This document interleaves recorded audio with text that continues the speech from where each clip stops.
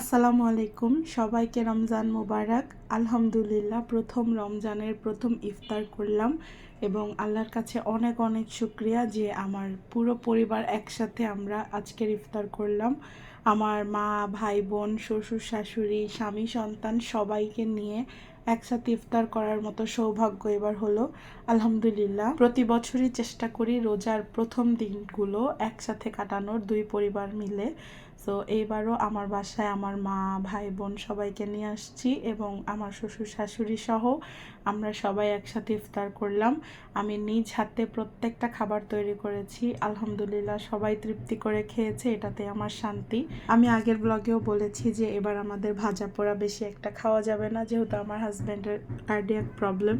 So খুব healthy খাবার দিয়ে ইফতার করতে হবে। জাস্ট প্রথম 2-1 দিনই এই ধরনের ইফতার করব। তো আমি আজকে তৈরি করেছিলাম আলুর চপ, বেগুনি, পেঁয়াজু, সমুচা, সেই সাথে একটা চপ তৈরি করেছিলাম, পুডিং তৈরি করেছিলাম, সেই সাথে অনেক ধরনের ফ্রুটস ছিল, শরবত ছিল, ফ্রুট সালাদ ছিল, ছোলা ভুনা করেছিলাম, সেই সাথে দই চিড়া এবং আমার হাজব্যান্ড একসাথে মুড়ি মাখে সবার জন্য এবং আমরা একসাথে খাই।